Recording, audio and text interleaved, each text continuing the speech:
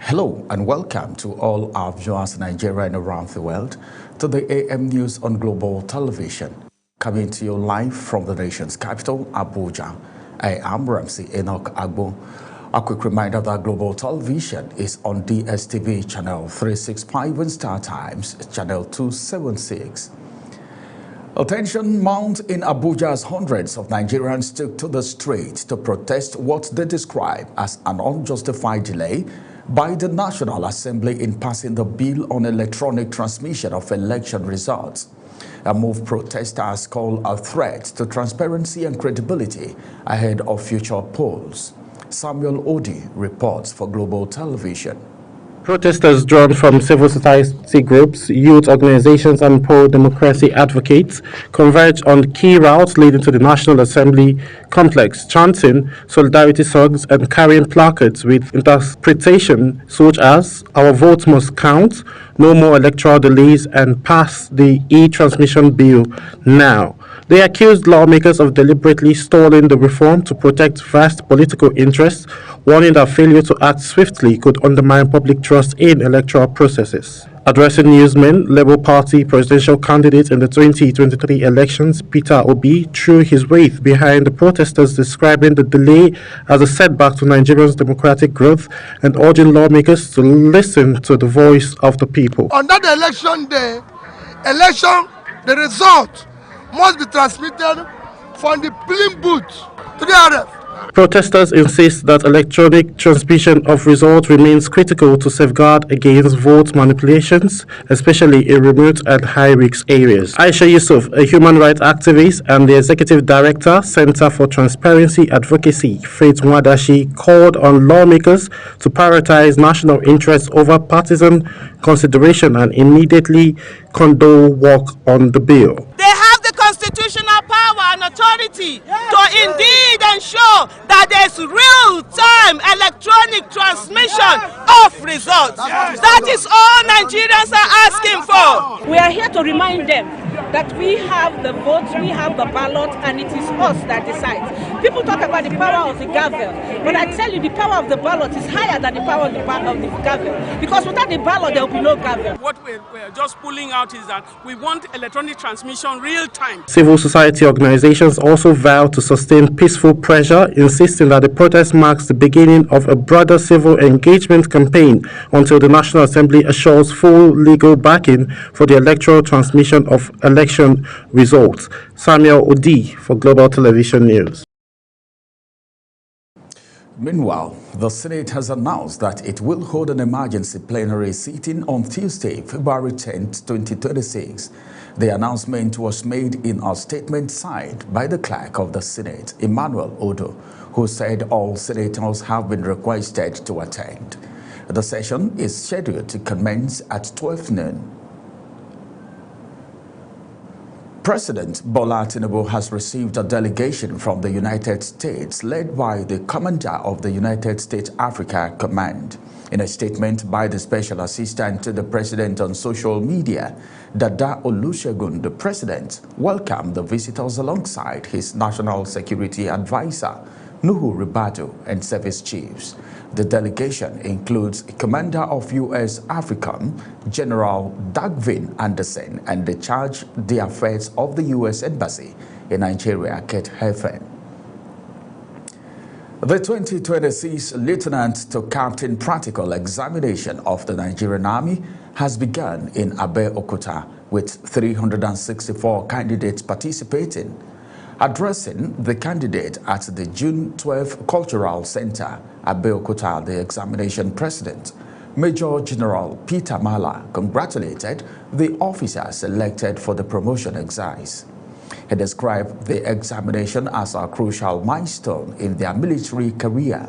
Mala noted that the promotion examination is an opportunity to lay solid foundation for further consideration of their chosen career. Meanwhile, President Bola Tinubu has reiterated his expectation that the National Executive Council Conference would produce actionable resolutions on ranching, livestock investment, and agricultural diversification. Speaking at the opening of the two-day conference at the State House Conference Center, Abuja, the president linked the imperative for livestock sector transformation to national security, describing banditry and terrorism as economic hindrances requiring immediate solutions. Tinubu said he would play his part in ensuring the reforms are delivered. As Nigeria counts down to the 2027 general elections, civil society groups are sounding the alarm, urging the National Assembly to close ranks on electoral reforms they say are critical to credible polls. At a media briefing in Abuja, the coalition warned that delays, reversals, and contradictions in the Electoral Act amendment could erode public trust and weaken the integrity of future elections.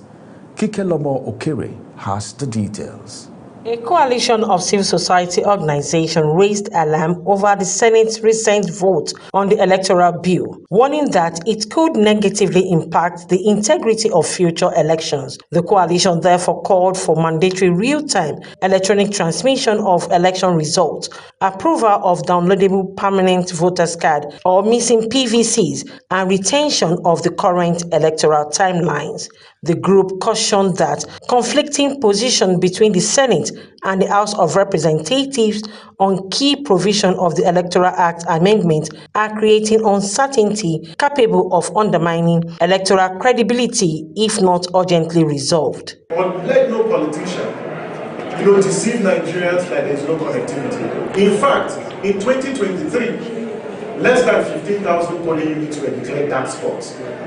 INEC should go ahead and issue the timetable for 2027 because there is a law that is in force. The coalition also urged the Independent National Electoral Commission to issue the statutory notice of election in accordance with the Electoral Act, which requires a 360-day notice before the nationwide polls, describing early preparation as critical to a smooth 2027 exercise. On electronic transmission, the organization recommended a mandatory technology-neutral framework requiring real-time upload of polling unit results to a publicly accessible portal to strengthen transparency and reduce disputes. We reiterate our recommendation that the National Assembly should expeditiously conclude the amendment process and transmit the final bill to the President within 2 weeks. First, that it's unfair to Nigerians that the Nigerian Senate would want to take us back to a reform process that we had on an issue we had addressed in the last reform process.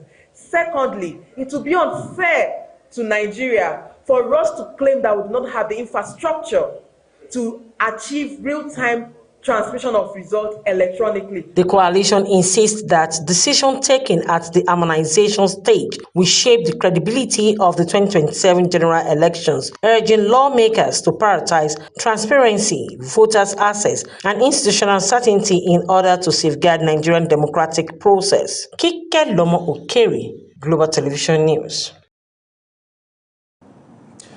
As speculations are on the rise that President Bola Tinubu is turning Nigeria into a one-party state, former senator representing Kaduna Central in the 8th Assembly, Shehu Sani, says the speculations are baseless as the Constitution of Nigeria has no provision for one-party state. Senator Shehu Sani disclosed this in an exclusive interview with Global Television. Correspondent Zarau Nasir reports.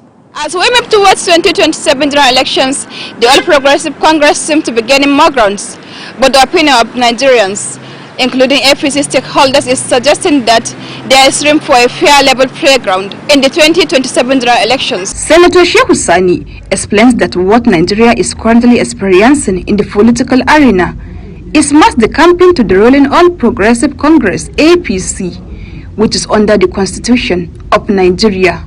He blamed the opposition parties for not doing enough to keep their house in order, hence the mass defection to the APC. It is the opposition that doesn't know what they should be doing. Check back what happened in this country in 2014. Many people were leaving the ruling party to the opposition party.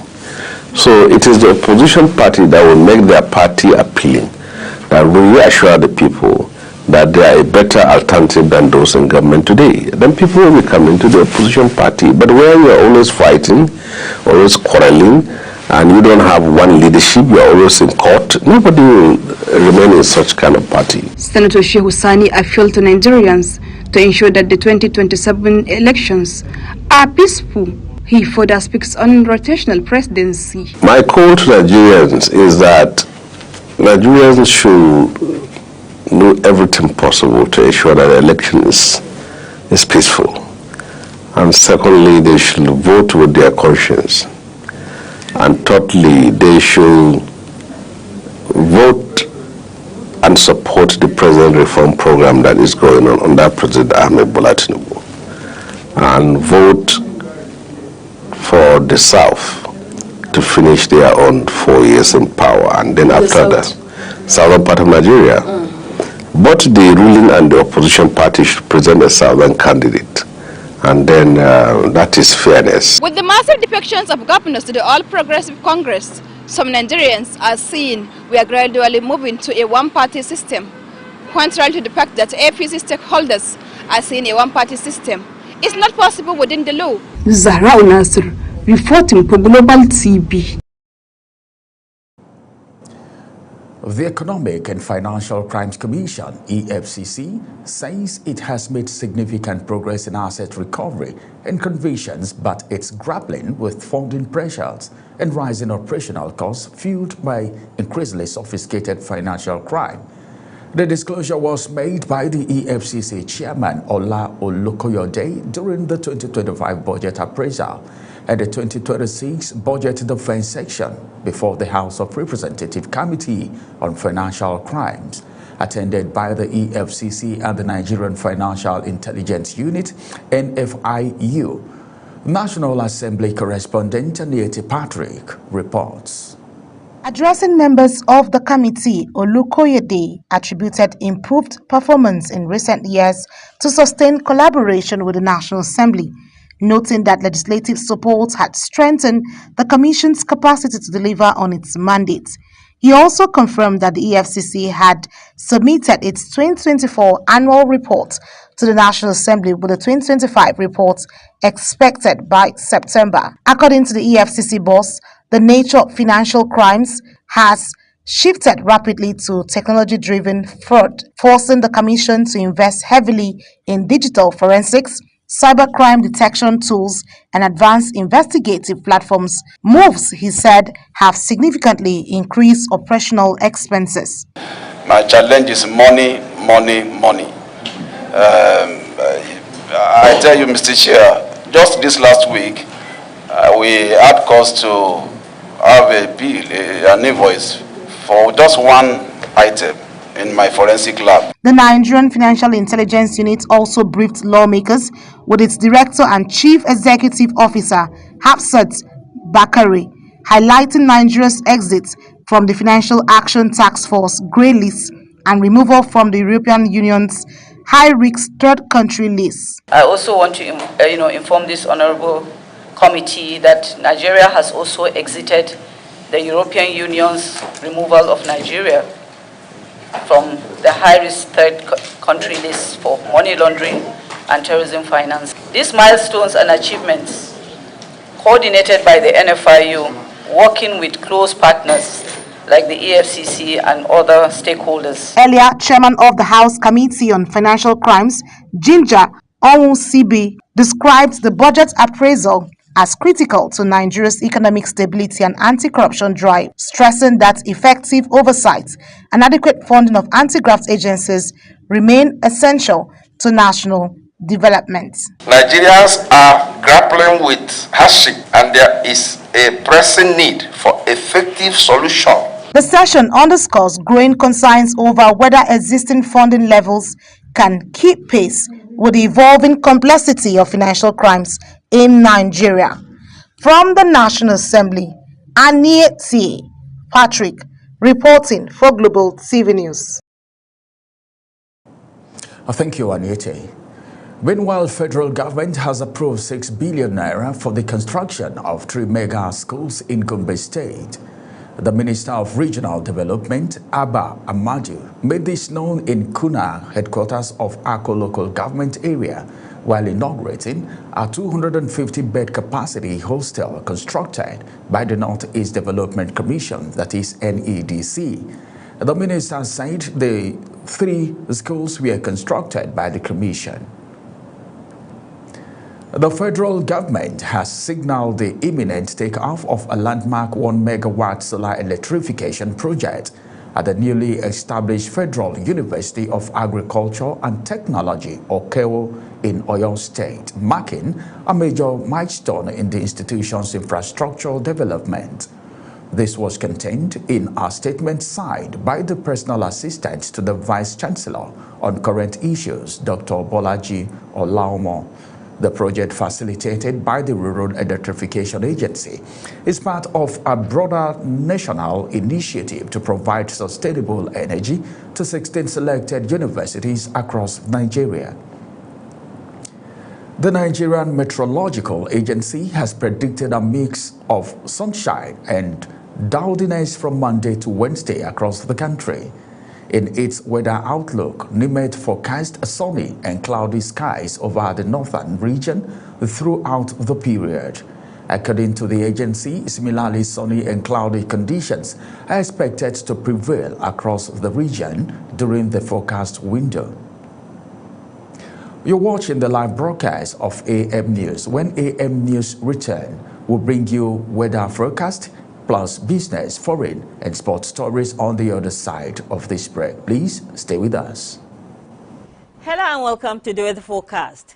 We expect a good moisture influx which will support active weather conditions, although rainfall prospect remains slim during the morning hours, especially over the south. However, chances increase significantly in the afternoon with isolated thunderstorms developing in most parts of the inland cities of the south as well as the coastal areas.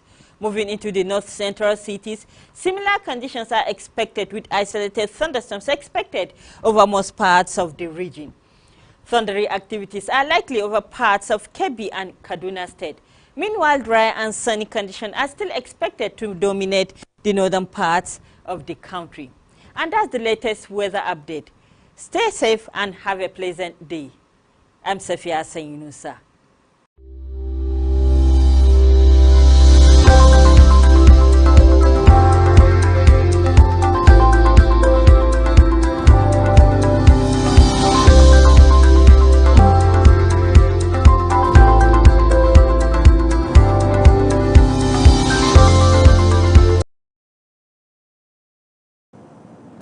Welcome back.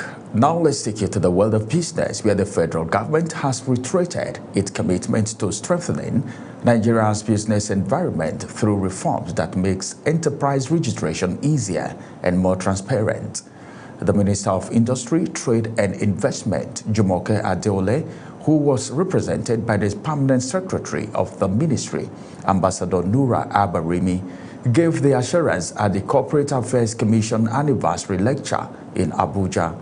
Kikelomo Okere has the details. The Minister of Industry, Trade and Investment, Jumoke Oduwole, who was represented by the Permanent Secretary of the Ministry, Ambassador Nura Abarimi, commended the Commission for its role in promoting transparency, attracting investment and improving Nigeria's ease of doing business ranking, urging the agency to deepen innovation through emerging technologies such as artificial intelligence and blockchain. From the days of manual registration to the present era of digital transformation, the Commission has continuously evolved to meet the dynamic needs of the economy. It has, among other things, provided the transparent framework for business registration.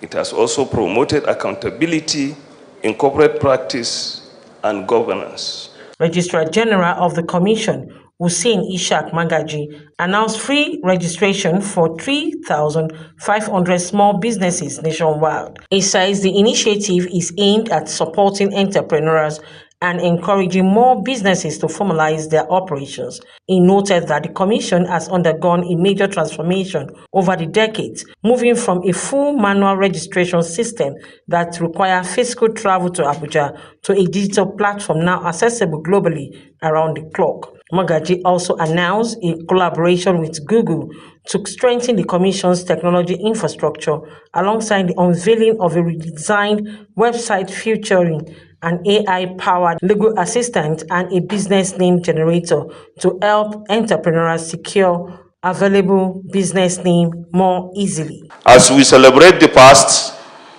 we are even more inspired by the future, one driven by technology, efficiency, transparency, and global standards.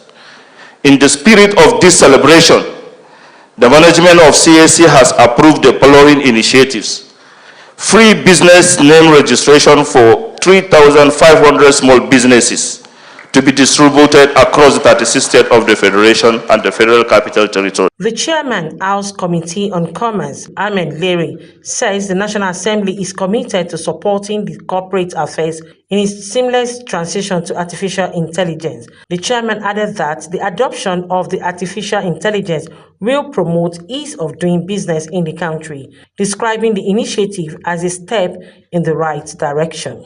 To an advanced stage of using AI in the procedures that they're doing and simplifying and ensuring that there's ease of doing business in the country. Our role as the National Assembly is to ensure that we pack the Comma 2020 to ensure that they have a seamless transition into the future. The reform and the digital innovation introduced by the Corporate Affairs Commission are expected to accelerate business formalization, boost investors' confidence, and further position Nigeria as a competitive destination for enterprise growth. Kike Lomo Okeri, Global Television News. The Bank of Industry has taken a major step towards expanding ethical and inclusive financing in Nigeria following regulatory approval for the Central Bank of Nigeria to operate a non-interest banking window. A statement by the bank's divisional head, Public Relations, Theodora Amechi, said, with the new window, the industry will be able to mobilize ethical funding, support the real economy more effectively, and align its financing activities with social and developmental objectives. The approval authorizes the Bank of Industry to commence a non-interest banking operations, a move expected to strengthen the bank's role in driving sustainable industrial development. The World Bank has reduced the size of a planned grant to the Central Bank of Nigeria from $10.50 million to $6.80 million, with board consideration for the project now scheduled for March 27. This, according to updated project informed by the bank, says the funding, which remains a grant and not a loan, is for the CBN Technical Assistance Facility, a project designed to strengthen the Apex Bank's technology enablement, data-driven supervision of the banking sector, and to improve oversight of domestic payment and remittance system. The Nigerian Electricity Regulatory Commission, that is NERC, has clarified that not all electricity meters currently being installed across the country are free, as it sought to address growing confusion over the federal government's metering programs and recent warnings against illegal charges by electricity distribution companies. The chairman of the commission, Musiliu Oseni, made the clarification in a statement explaining that meters provided under government funding initiatives are free at the point of installation, while other options still exist for customers who are unable or unwilling to wait. And on the foreign scene, government of Ghana has recalled its High Commission to Nigeria, Muhammad Ahmed, following allegations linking him to electoral malpractice during a party primary election in Ghana. The recall was ordered by President John Mahama and announced in a presidential statement. According to the statement, the directive took immediate effect, with the Ministry of Foreign Affairs instructed to carry out the necessary diplomatic and administrative process. Israeli Security Cabinet has approved new rules aimed at strengthening Israeli control over the occupied West Bank. This is according to local media reports drawing condemnation from Palestinian authorities. The Palestinian presidency, in a statement, called the decision dangerous and an open Israeli attempt to legalize settlement expansion and land confiscation. The Office of President Mahmoud Abbas called for the United States and the United Nations Security Council to intervene immediately.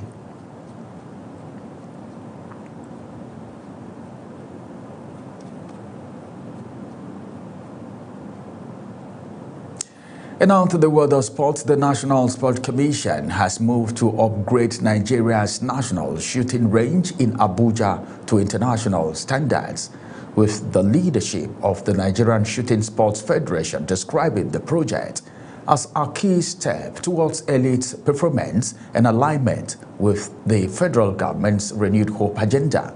Speaking, the president of the Nigerian Shooting Sports Federation, Mohammed Shetima, welcomed the swift backing of the Commission and its partners, and stressing that the upgrade would mark the beginning of a new phase for the sport in the country. Nigeria has kicked off its para-badminton campaign for the 2025 World Championship in Bahrain, led by world number 2 and Paralympic bronze medalist Eniola Bolaji. The February 8-14th tournament follows Bolaji's gold medal win at Egypt International Championship, highlighting Nigeria's rising spot in the sport. The National Sports Commission reaffirmed its commitment to inclusive sports development, while the Badminton Federation of Nigeria confirmed the team's readiness after a 4-week Abuja training camp. The athletes will target podium finishes and crucial ranking points in Bahrain. And that's the size of the AM news this morning. But before we go, a quick reminder that Global Television is on DSTV channel 365 and StarTimes channel 276. Kindly follow us across all social media platforms now showing on your screen using @Global TV NG. I am Ramsey Enoch Agbo. Thanks for watching.